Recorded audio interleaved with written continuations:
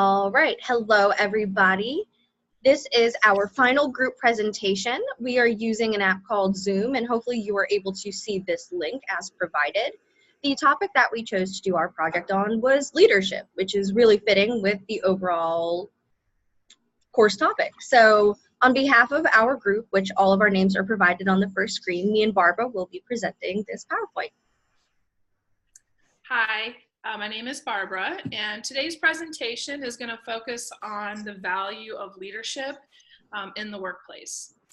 Let's see. We're going to cover several topics that are important to leaders to be able to really see the value of their leadership place in the workplace. Leadership is defined by our text as the ability to inspire confidence and support among the people who are needed to achieve organizational goals. Leading is a major part of any supervisor's or manager's job. And even though leadership is usually associated with just a manager's job, leadership is needed at all levels in an organization and should be exercised by many people. So there's leadership versus management, which management is, it produces order, just provides consistency, predictability, deals with planning, organizing, directing, and controlling. As opposed to transforming their workplaces, managers typically just maintain them, whereas leadership is dealing with interpersonal aspects of managers' jobs and deals with change, inspiration, motivation, and influence. And they create a vision to help direct employees. You really cannot go to either extreme when you're in a leadership position. You should really try to use both sides of that to have an overall good leadership style. A manager who is only focused on the management process is not going to be a good leader, whereas a leader who doesn't deal with planning and organizing is not going to have an organized leadership. So there's lots of different leadership roles. So the ones listed here are figurehead, spokesperson, negotiator, coach and motivator, team builder, team player, technical problem solver, entrepreneur, strategic planner, and executor. All of these are important roles within a leadership environment. I'd really like to focus a little bit on the ones that maybe would be more inclusive to anyone in any role in an organization. Leadership without authority is absolutely possible. Many times the figurehead, spokesperson, negotiator, executor, those people have authority in an organization, but somebody who doesn't necessarily have authority can still be a leader by being a coach and a motivator to the people in their workplace, or helping to build up the team, being a team player, having a loyalty with your team and those who you're following. Also, the technical problem solver is something that anybody can do, not just those who are in an authority position. So linchpin is the idea that there's somebody or something that makes a huge impact in an organization, and one of those is to be a troubleshooter. You can set yourself apart as a troubleshooter and a leader in an organization by being the one to help fix things that go wrong, or being the one to help a colleague or teammate with a difficult problem to solve. You can be the one who gives a helping hand when it's needed the most, and to be alert for those trouble spots. The troubleshooter steps in when everyone has given up, puts himself on the line, and donates the energy and risk to the cause. Emotional intelligence is another excellent way for an employee at any level of an organization to set themselves apart as a leader. Daniel Goleman says that without a high degree of emotional intelligence, a person can have excellent training, superior analytical skills, and loads of innovative suggestions, but he or she will not make a great leader. So there's 4 basic areas to really be aware of when you're trying to work on your emotional intelligence. Self-awareness, which is the ability to understand your own emotions as well as knowing your strengths and limitations. Self-management, which is the ability to control one's emotions and act with honesty and integrity in a consistent and adaptable manner. Social awareness is the empathy for others and intuition about organizational problems, able to accurately size up political forces in the office. relationship management is the ability to communicate clearly and convincingly, disarming conflicts and building strong personal bonds. Those 4 things would absolutely set any person apart as a leader in an organization. And then the second linchpin is your job is a platform. While you're at work, you should look at every day as an opportunity to practice the art of interaction. Interaction can take place with human beings, coworkers and customers, with the products you make or the services you offer. Interaction is individualized by the person practicing it. And this concept is practiced by nearly everyone with a job because it is no longer an option to understand that your job is a platform for creating something unique daily.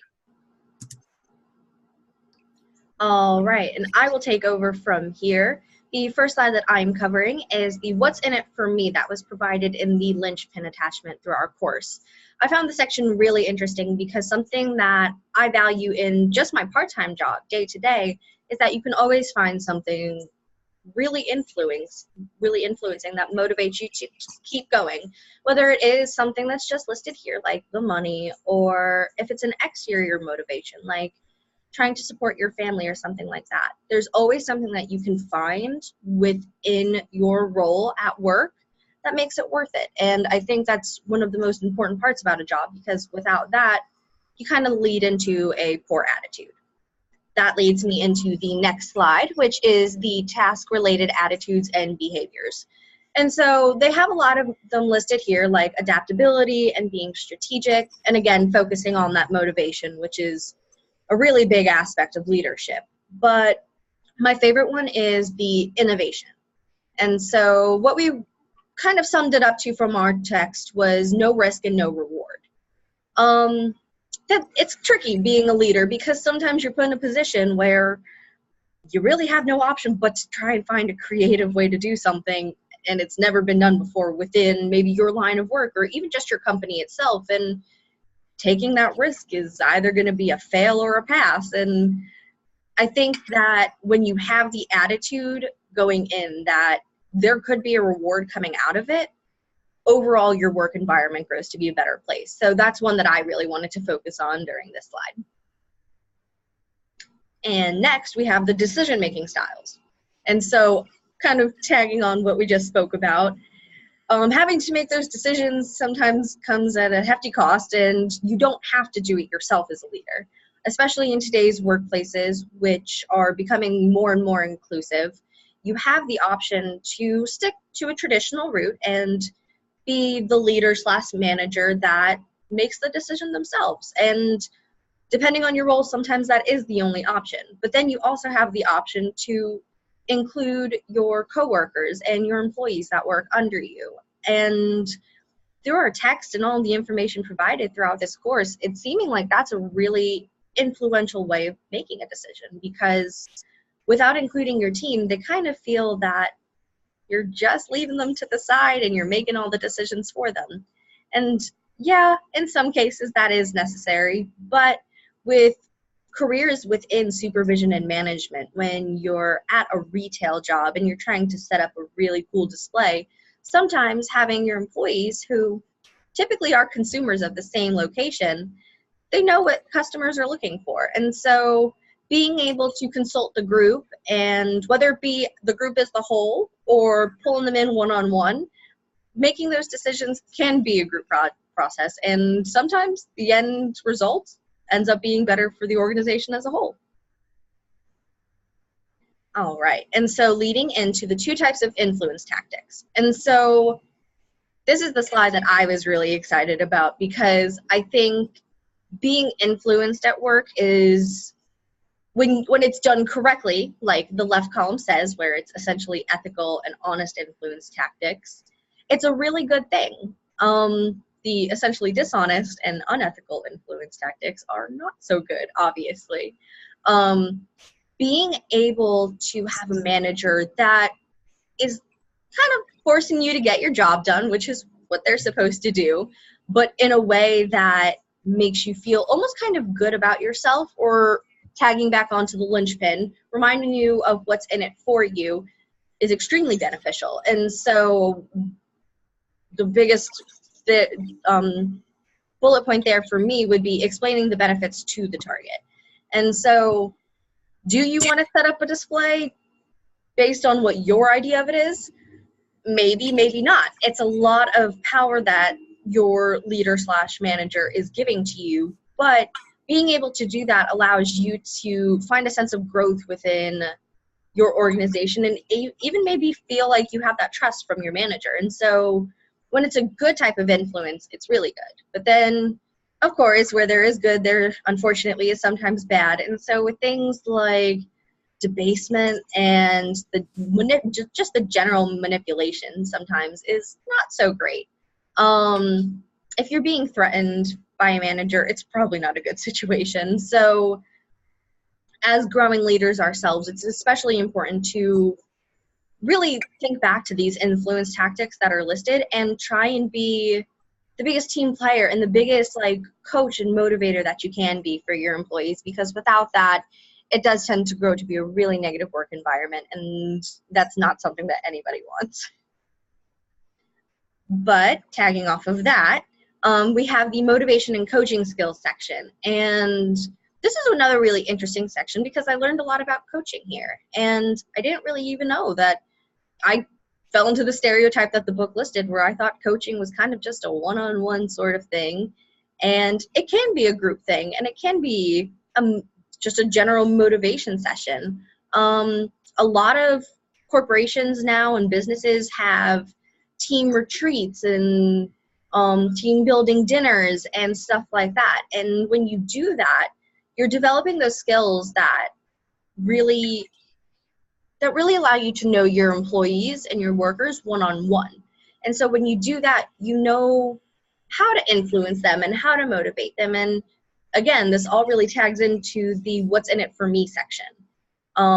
Being able to know what really makes your employees work, like whether it is the unfortunate circumstances of sometimes having to provide for their family, or if it's just because they're doing it because they retired and they're back in the workforce just to stay busy. Things like that are really important. And so from there, when you know what they're doing their job for, then you're able to really coach them. And that gives you the ability to reflect on what they've done for you as an employee, or maybe find a way to get them to commit to doing more for the company. And the key to coaching is listening. And so whether it be just finding out those personal details about your employees or figuring out how to coach them from those personal details, listening is key. So that's probably one of the biggest aspects of being a good leader, even though it wasn't directly said throughout this slideshow so far. And so finally, this is something that we've done in all of our classes thus far, and it's a really important aspect of being a good leader, and it's conducting a SWOT analysis. And so SWOT simply stands for strengths, weaknesses, opportunities, and threats. And so these are all influences to the company itself, not necessarily you as a leader or the employees themselves.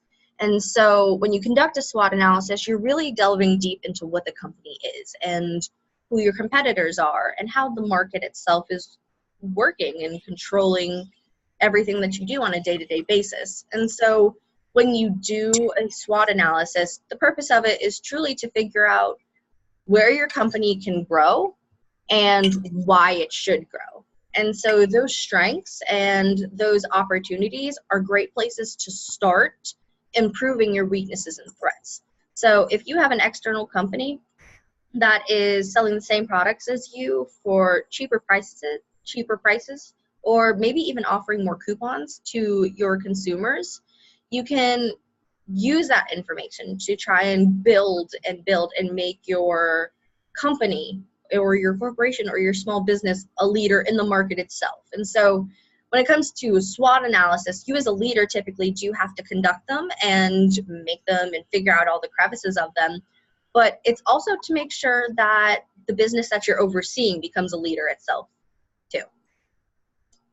And so I believe that that is the last slide that we have for our presentation. I hope that you guys kind of reflected on everything we've learned throughout this course and really focused on what it is to be a leader. If you have any questions, please feel free to find either Marisa Petersen or Barbara Kennedy in the class list listed on the Daytona State Falcon Mail site, and shoot us a question. We're more than willing to answer them for you.